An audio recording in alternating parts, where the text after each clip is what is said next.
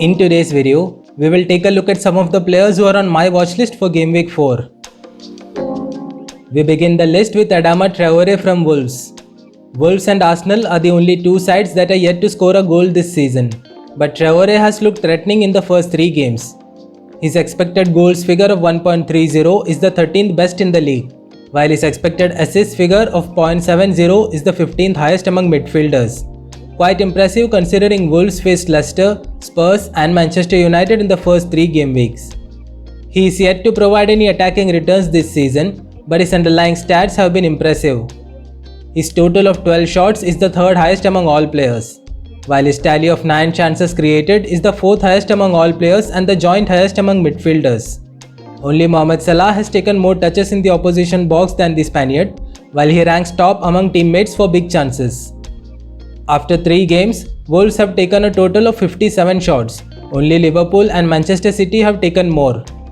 They also rank 2nd among all teams for chances created. So it's quite surprising that they haven't managed to score a single goal this season, but that could change with the kind of fixtures they have. Up until game week 9, they have only 2 games above a difficulty rating of 2. Manchester City's failure to sign a striker this season has benefited Ferran Torres, as the Spaniard has played the number 9 role for them in the first 3 games. He has 2 goals and 1 assist to his name this season, all of which came in game week 3 against Arsenal. His expected goals figure of 1.50 is currently the 9th best in the league. His total of 3 big chances is the 3rd highest among all players and the highest among midfielders. He has been one of the main goal threat for Manchester City, and his 9 shots highlight that. No teammate has taken more. His tally of 6 shots from inside the box can only be bettered by Aymeric Laporte, while his total of 18 touches in the opposition box is the 3rd best among teammates. After 3 games, only Liverpool have taken more shots than Manchester City, while no other team in the league can match them in terms of big chances. Away games against Chelsea and Liverpool in game week 6 and 7 will be tough, but other than that they have favourable fixtures against Leicester, Southampton, Burnley and Brighton in the upcoming game weeks. Their game week 4 opponents Leicester have conceded the 4th highest number of shots among all teams. Speaking of Leicester, Teemu Pukki scored his first goal of the season against the Foxes in game week 3.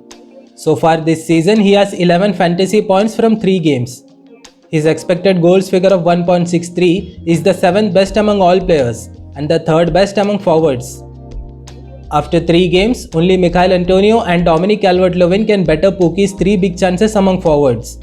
His 3 shots from inside the box, 3 shots on target and 4 touches inside the opposition box are all team leading numbers.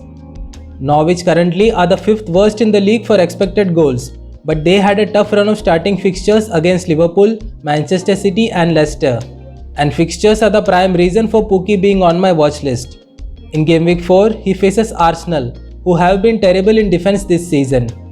After 3 games, the Gunners have conceded the 2nd highest number of goals, highest number of big chances and 3rd highest number of shots on target among all teams. Beyond game week 4, Norwich have a good run of fixtures against teams like Watford, Everton, Burnley and Brighton. Diogo Jota lost his place in the starting lineup to Roberto Firmino in game week 3. But the Portuguese was substituted in before half-time after Firmino suffered a hamstring injury. The Brazilian will undergo further assessment, but in case the injury turns out to be a serious one, Jota could be back in the number 9 role for the Reds. So far this season, he has scored 2 goals for a total of 17 fantasy points. His expected goals figure of 1.64 is the 6th best among all players. Looking further into his underlying stats, he ranks 3rd among midfielders for shots inside the box. Only Sadio Mane and Mohamed Salah have managed more, while his 3 big chances is the joint best among midfielders. Among teammates, Jota ranks 3rd for total shots as well as touches inside the opposition box. After 3 game weeks, Liverpool rank highest among all teams in terms of total shots, shots inside the box, shots on target, chances created and expected goals, and that attacking form should continue with a good run of fixtures against Leeds, Crystal Palace and Brentford up next. Their game week 4 opponents Leeds have conceded the most shots on target among all teams. And the final player for today is Raul Jimenez. He missed most of last season with a skull fracture, but is now back as the main man up front for Wolves. Wolves had a tough run of starting fixtures, but they were unlucky to have not scored in any of those games. Their underlying stats tell a much different story. Jimenez's expected goals figure of 0.46 is the 4th best, and his expected assist figure of 0.69 is the 3rd best among teammates. The Portuguese has taken a total of 12 shots. Only Michail Antonio and Mohamed Salah have taken more, while only Antonio has managed more shots from inside the box than Jimenez this season. He offers creativity as well, with his 10 chances created being the 3rd best among all players and the highest among forwards.